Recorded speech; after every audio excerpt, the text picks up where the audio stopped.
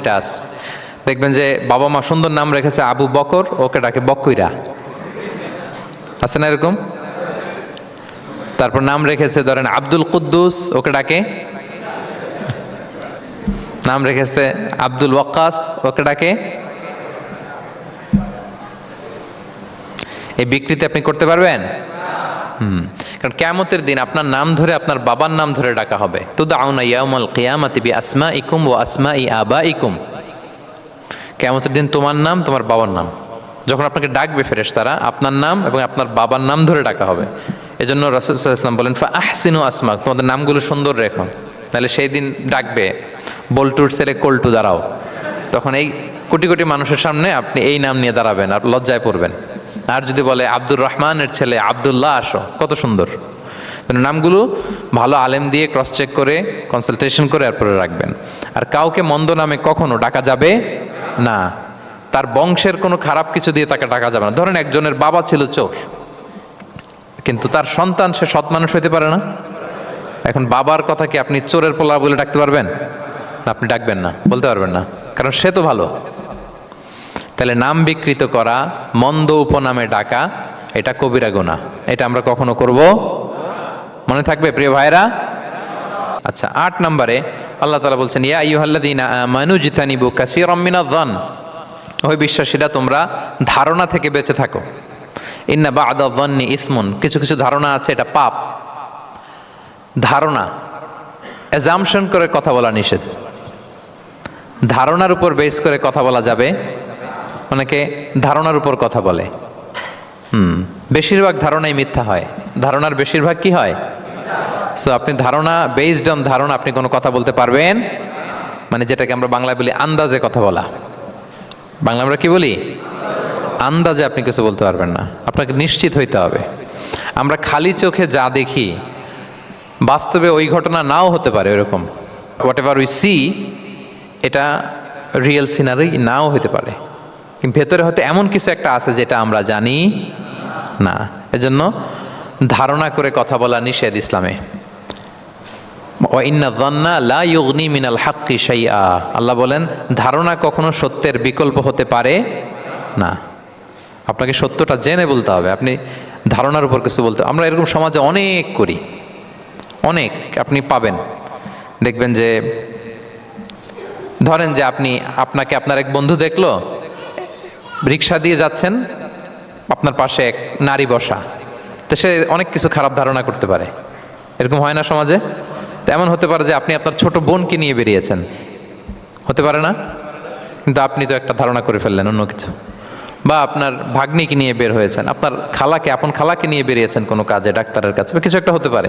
কিন্তু তাকে দেখেই আমি এদিক সেদিক বলতে আরম্ভ করলাম যে ওকে তো দেখছি এরকম এরকম এরকম, আছে না নাই? আমাদের সমাজে আমি দেখেছি যে কারো যদি ঠোঁট কালো হয় তো মানুষ ধারণা করে নেয় লোকটা মনে হয় সিগারেট খায়। কিন্তু সিগারেট সেবন করা ছাড়াও কারো ঠোঁট কালো হতে পারে কি পারে না বলেন? এই যে এগুলো সমাজে প্রচলিত। বিয়ে করার পর পর ইমিডিয়েট যদি কেউ একটা গাড়ি কিনে বা হুন্ডা কিনে, এটা কি বলে বলেন তো? এই বোধহয় শ্বশুর বাড়ি থেকে যৌতুক নিয়ে আসছে। দেখছেন, এরকম ভুরি ভুরি আপনি সমাজে পাবেন যে আন্দাজে ধারণার উপরে আমরা অনেক কথা বলে ফেলি, কিন্তু নিশ্চিত না হয়ে আপনি কোনো কমেন্টসে যেতে পারবেন না, এটা একেবারে নিষেধ। 9 নম্বরে আল্লাহ বললেন ওয়ালা তাজাসসু, গোয়েন্দাগিরি করো না, স্পাইগিরি করো না, অন্যের ব্যক্তিগত বিষয় নিয়ে খোটাখুটি করো না। এরকম স্বভাব আমাদের অনেকের আছে না নাই? অনেকে দেখবেন যে অনেকের প্রাইভেট বিষয় নিয়ে খোঁচাখুচি করতে সে বড্ড মজা পায়, আছে এরকম? এটা হারাম, আওয়াজ করে বলুন এটা কি? ওয়ালা তাজাসসু, গোয়েন্দাগিরি করো না। Everyone has personal space and no one should interfere someone's personal space. কেউ কারো পার্সোনাল স্পেসে ইন্টারফেয়ার করা যাবে না। প্রত্যেকের একটা প্রাইভেট এরিয়া আছে, প্রাইভেসি আছে। দেখেন ইসলাম প্রাইভেসিকে কত গুরুত্ব দেয়, প্রত্যেকের প্রাইভেসিকে ইসলাম কত গুরুত্ব দেয়। কারো প্রাইভেসির মধ্যে ইন্টারফেয়ার করা এটা ইসলাম পছন্দ করে না। এজন্য খবরদার, কারো ব্যক্তিগত কোনো ইস্যু নিয়ে আমরা নাক গলাতে পারবো না। কারো মোবাইল ধরে মোবাইলের গ্যালারি চেক করা, কারো ইনবক্স চেক করা, কাউকে না বলে কারো চিঠি পড়ে ফেলা, উকি মারা, আড়ি পাতা, এগুলো হারাম। এগুলো কি? তো এরকম স্বভাব আমাদের আছে না নাই? আড়ি পেতে শুনতে চাই, উকি মারি, তারপর সে কি করে দেখি তার প্রাইভেট মুহূর্তে, তারপর তার মোবাইল চেক করি, তার গ্যালারি চেক করি, তার ইনবক্স চেক করি। এই দায়িত্ব ইসলাম আমাদেরকে দেয়। এমনকি ইসলামী রাষ্ট্রও যদি হয়, ইসলামী রাষ্ট্রের জন্য এটা দায়িত্ব না যে প্রত্যেকে ব্যক্তিগত তার বেডরুমে তার প্রাইভেট লাইফে কি করে এটা দেখা, ইটস নট হিজ বিজনেস। ইসলামী রাষ্ট্র মানুষকে ন্যায়, কল্যাণের পথ, সুন্দর জীবন পরিচালনার জন্য উৎসাহিত করবে, কিন্তু প্রত্যেকে প্রাইভেট লাইফে কি করে ওইটা সিসি ক্যামেরা লাগিয়ে দেখা, এটা কারো দায়িত্বের মধ্যে পড়ে না। এটা একেবারে নিষেধ। এটাকে বলে তাজাসসুস, গোয়েন্দাগিরি করা। বরং ইসলাম কি উৎসাহিত করে জানেন? অন্যের দোষ দেখলে এটাকে গোপন রাখতে উৎসাহিত করে। গোপন রাখবেন। মান সাতারা আইবান সাতারাহুল্লাহু ইয়াউমাল কিয়ামা। কেউ যদি তার ভাইয়ের দোষ গোপন রাখে, কিয়ামতের দিন আল্লাহ তার দোষ গোপন রাখবে। ওমান কাশাফা আওরাতা আখি, বিষ্ণু বলেন, কিন্তু কেউ যদি তার ভাইয়ের কোনো গোপন জিনিস প্রকাশ করে দেয়, কাশাফাল্লাহু আওরাতাহু, আল্লাহ তার সব গোপন জিনিস প্রকাশ করে দিবে। বলেন, আমাদের প্রত্যেকেরই গোপন জিনিস আছে না নাই? এখন আমাদের সব ভুল, সব গোপনীয়তা যদি প্রকাশ হয়ে যায়, কি হবে তখন? আল্লাহ নিজে দায়িত্ব নিচ্ছে যে তুমি যদি তোমার ভাইয়ের কিছু ফাঁস করো, তোমার হাড়ি আমি হাটে ভাঙবো। হাটে হাড়ি ভাঙবো তোমার আমি, তখন দেখা যাবে। আমাদের অনেকের এই মানসিকতা আছে, অন্যের প্রাইভেট বিষয় নিয়ে কখনো আপনি নাক গলাতে পারবেন না, কারো প্রাইভেসিতে আপনি ইন্টারফেয়ার করবেন না, কারো প্রাইভেট স্পেসে আপনি ইন্টারফেয়ার করবেন না। এটা খুব বাজে একটা স্বভাব, এটা ইসলাম হারাম করে দিয়েছে। আমাদের অনেকের মধ্যে আছে খুঁটে খুঁটে, ভাই এটা কি, ওইটা কি করছেন, সরকারি চাকরি না প্রাইভেট চাকরি, বেতন কত, বয়স কত, ওইটা কত, ওইটা কত, হাবি যাবি, এটা তার, ইটস নট হিজ বিজনেস। তারপর মানুষ খুঁচিয়ে খুঁচিয়ে। নিঃসন্তান দম্পতি আমি দেখেছি, তাদেরকে পেলে অনেকে, ভাই কি সমস্যা, কয় বছর হইল, বাচ্চা নিচ্ছেন না কেন, কবে হবে, কার সমস্যা, আপনার সমস্যা না ভাবির সমস্যা, বেটা তোর কি সমস্যা ওইটা বল। একজন নিঃসন্তান দম্পতি তারা কি স্ট্রাগলের মধ্য দিয়ে যায় আপনি জানেন? এটা তার জন্য পরীক্ষা। ওই পরীক্ষার মধ্যে আপনি খুঁচিয়ে খুঁচিয়ে, মানে সে kind of he's a gynaecologist, সে আপনার ইয়ে করতেছে, ট্রিটমেন্ট দিচ্ছে, ভাই কি হয়েছে, এইটা ওইটা, তাদেরকে বিব্রত করে একটা পরিস্থিতিতে ফেলা, এম্বারাসিং একটা সিচুয়েশনে ফেলা, এটা হারাম। এই ম্যানারগুলো ইসলাম আমাদেরকে ধরে ধরে শেখায় যে এটা তোমার বিজনেস না, তুমি খুঁচিয়ে খুঁচিয়ে মানুষের ব্যক্তিগত বিষয় যেটাতে সে বিব্রত বোধ করে, এগুলো তুমি জিজ্ঞেস করতে পারো না। আল্লাহ বলেছেন, খবরদার, ওলা তাজাসসু, ওলা তাজাসসু, গোয়েন্দাগিরি করো না, কারো ব্যক্তিগত বিষয় না। অনেকের এটাতে খুব ইন্টারেস্ট, কার স্ক্যান্ডাল বেরোইছে, প্রায় দেখবেন যে এরকম দেখা যায়, অমুক নেতার স্ক্যান্ডাল ফাঁস, অমুক নায়কের স্ক্যান্ডাল ফাঁস। তোমার স্ক্যান্ডাল কবে ফাঁস হবে এটা বলো? নিজের চরকায় তেল দিতে হবে, আরেকজনের কি হলো, তার কি ভুল আছে, দোষ ত্রুটি আছে, ওগুলো খুঁজে দেখার জন্য আল্লাহ আমাকে দুনিয়ায় পাঠায়। তাহলে আমরা যেন কারো প্রাইভেসি হ্যাম্পার না করি, প্রিয় ভাইরা।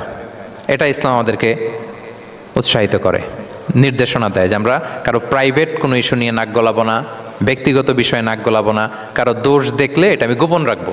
কি করব? আনলেস ইউ আর এ জাজ, আপনি বিচারক, আপনার কাছে আসছে, তখন আপনি বিচার করবেন। কিন্তু এমনি এমনি আপনি জাজমেন্টাল হতে পারবেন না। You can not jump to the conclusion, একটা কিছু আন্দাজে বলে ফেলতে পারবেন না। এই দায়িত্ব আপনাকে দেয়া হয়নি। ইসলামে ব্যভিচারের মতো কোনো বিষয় দেখলেও আপনি বলতে পারবেন না। ব্যভিচার, অ্যাডাল্ট্রি, ফর্নিকেশন, জিনা, এগুলো দেখলে আপনি বলতে পারবেন না। বললে 4 জন নিয়ে বলতে হবে একসাথে। আপনি 3 জন যে যদি কাজের কাছে বলেন যে এই ছেলে আর মেয়েকে আমি অপকর্ম করতে দেখছি, কাজী 3 জনকে নিয়ে আগে 80 টাকার ব্যাত মারবে পিঠে, তো করে দেখতে বলছে কে? তোমাদেরকে এই কাজ অবজার্ভ করতে বলেছে কে? কারণ 3 জন মিলে এই উইটনেস হবে না। 4 জন উইটনেস যদি থাকে তাইলে তাও আমরা দেখছি বললে হবে না, তারপরও মায়ের। আরও রলি আমি বলি, 4 জন এসে যদি বলে যে আমি একজন নারী একজন পুরুষকে ন্যাকেড অবস্থায় এই ঘরে প্রবেশ করতে দেখছি, তারপর কাজে নিয়ে 4 জনের আশীর্বাদ দিবে, কারণ এতেও প্রমাণিত হয় নাই। তারা হয়তো একটা জায়গায় অবস্থান করেছে কিন্তু বড় ধরনের কোনো পাপের সাথে লিপ্ত হয় নাই হয়তো। তার মানে একেবারে চাক্ষুষ, তাও নারী দিয়ে এই উইটনেস হবে না, 4 জন পুরুষ এই পাপ কাজের চাক্ষুষ সাক্ষী ছিল। এটা যদি বলে, সব কিছু যদি মিলে যায়, তারপরে তাদেরকে শাস্তি দেয়া যাবে, এর আগে সম্ভব না। এটা কোনো মানুষ কোনো পাপ কাজ এইভাবে লোকচক্ষুর সামনে কখনো করে না। তার মানে দেখেন, এটা কেন এরকম শক্ত করা হলো? যাতে আপনি না বলেন, কারণ বলতে গেলে আপনি আরো মাইর খাবেন, অপবাদের শাস্তি পাবেন। হ্যাঁ, ইফকের শাস্তি। ইসলাম কিভাবে মানুষের প্রাইভেসিকে হেফাজত করে। কেউ কোনো একটা মানুষ হয়তো কখনো শয়তানের ওয়াসওয়াসায়, নফসের তাড়নায়, বন্ধুর পাল্লায় পড়ে কোনোভাবে সে পাপে জড়িয়ে পড়েছে, আপনি এটাকে ইস্যু বানাচ্ছেন। কিন্তু এমন হতে পারে ওই পাপের পরে সে এমনভাবে তওবা করেছে, এমনভাবে ফিরে এসেছে, এমনভাবে প্র্যাকটিসিং হয়েছে যে সে ভালো কাজ দিয়ে আপনাকেও ছাড়িয়ে গেছে। আপনি আটকায় যাবেন, কিন্তু কিয়ামতের দিন ও আটকাবে না। এরকম হতে পারে কি পারে না?